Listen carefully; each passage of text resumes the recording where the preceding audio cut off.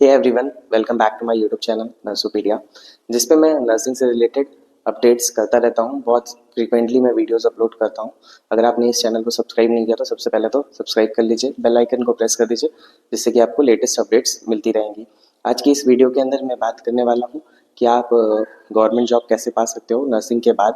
तो इसके अंदर मैं central government and state government दोनों के बारे में बात करूँगा। चाहे आपने जेएनएम किया हो या फिर बीएससी नर्सिंग किया हो, दोनों ही तरीके से मैं बताऊँगा आपको क्या क्या एलिजिबिलिटी लगेगी, कैसे आप जॉब पा सकते हो। तो चलिए शुरू करते हैं। सबसे पहले तो मैं बात करने वाला हूँ सेंट्रल गवर्नमेंट जॉब्स के बारे में। सबसे पहले टॉप पे आता है हमारा एम्स नॉसेट। नॉसेट यानी कि nursing officer recruitment common eligibility test. ठीक है, अगर आपने बीएससी नर्सिंग की है तो आप इसे डायरेक्टली फिल कर सकते हो। बट अगर आप जीएनएम कर रहे हो या जीएनएम कर चुके हो तो आपको इसके उसके बाद 2 साल का एक्सपीरियंस ऑब्टेन करना होगा। जब तक आपका रजिस्ट्रेशन आता है उसके बाद 2 साल के एक्सपीरियंस के बाद आप इसको आप फिल कर सकते हो। और जो आपका एक्सपीरियंस होगा वो मिनिमम 50 बेडेड हॉस्पिटल के अंदर से आपको ऑब्टेन करना है। ये एग्ज़ाम क्या है, साल में 2 बार होता है, जो कि आपको सरकारी रिजल्ट वेबसाइट से आप आराम से इसका देख सकते हो कि कब आया है, आप इसको फिल कर सकते हो। वैसे साल में 2 बार इसकी नोटिफिकेशन आती है। ठीक है, फिर सेकंड नंबर पे आता है हमारा SGPGI यानी कि Sanjay Gandhi post graduate institute of medical science. ये एग्ज़ाम जो होता है साल में 1 बार होता है, जिसको क्लियर करके आप पीजीआई में जॉब पा सकते हो। इसकी एलिजिबिलिटी सेम रहती है एज नॉसेट या बीएससी नर्सिंग फ्रेशर्स या फिर GNM with 2 years of experience. ठीक है, इन 50 बेडेड हॉस्पिटल। इसमें आप मेल फीमेल दोनों ही अप्लाई कर सकते हैं। शायद 80:20 का रेशियो रहता है, यानी कि 80% जो होती हैं फीमेल्स को रखते हैं और 20% मेल्स को रखते हैं। हमारा थर्ड नंबर पे आता है आरआरबी स्टाफ नर्स, यानी कि रेलवे रिक्रूटमेंट बोर्ड के द्वारा जो स्टाफ नर्स की वैकेंसी आती है। इसके अंदर आपको इंडियन रेलवेज के अंदर जॉब मिलती है। मेरे पॉइंट ऑफ व्यू से ये सबसे बेस्ट जॉब होती है, क्योंकि रेलवेज के अंदर जॉब यानी कि बेनिफिट्स ही बेनिफिट्स होते हैं आपके पास, आपके लिए और आपकी फैमिली के लिए, दोनों के लिए बहुत ज़्यादा बेनिफिशियल होती है रेलवेज की जॉब।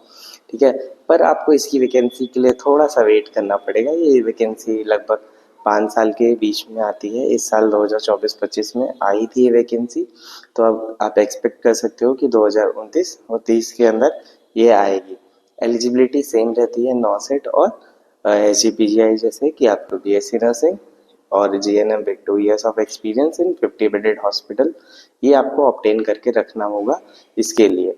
फिर फोर्थ नंबर पे आता है ESIC स्टाफ नर्स। ESIC का फुल फॉर्म है एम्प्लॉयज स्टेट इंश्योरेंस कॉर्पोरेशन। इसके अंदर जो भी जितने सेंट्रल गवर्नमेंट के जितने भी मंत्रालय होते हैं उनकी भी अलग अलग हॉस्पिटल्स होते हैं, उसके अंदर जो है स्टाफ नर्स की वैकेंसीज आती हैं। ये उससे उसके अंदर आपका रिक्रूटमेंट करता है।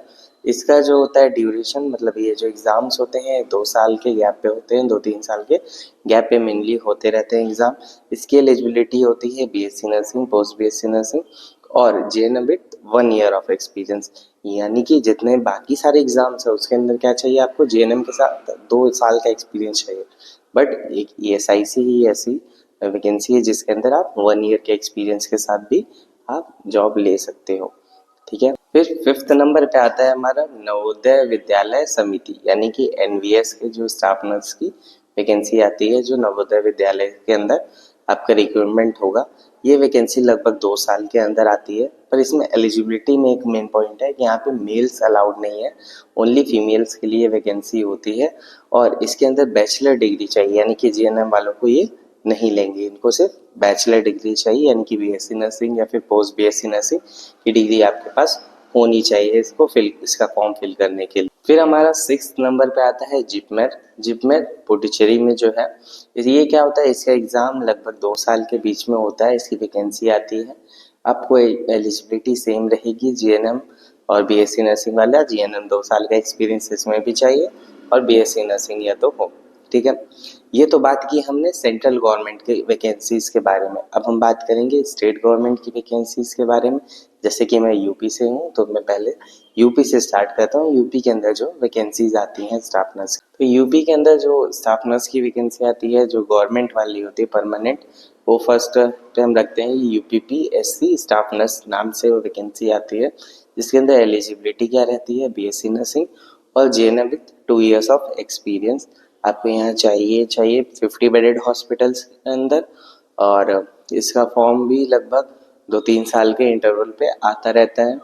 फिर उसके बाद होती है NHM वाली वैकेंसी आती है, NHM स्टाफ नर्स, जो कि संविदा पे होती है। ये भी आती रहती है वैकेंसी आपकी 1-2 साल के अंदर। इधर भी तो बहुत वैकेंसीज आ रही हैं ये सब। और उसके बाद एक अलग पोस्ट होती है CHO यानी कि कम्युनिटी हेल्थ ऑफिसर। ये भी NHM के थ्रू इसके अंदर भी आपका वैकेंसी आती है, आप इसके लिए अप्लाई कर सकते हो। पर आपको जो है यहाँ पे क्या चाहिए होता है, आपको एक कम्युनिटी हेल्थ का एक डिप्लोमा होता है 6 मंथ का, आपको उसे ऑब्टेन करना होगा आप अगर इसके अंदर जॉब चाहते हो तो।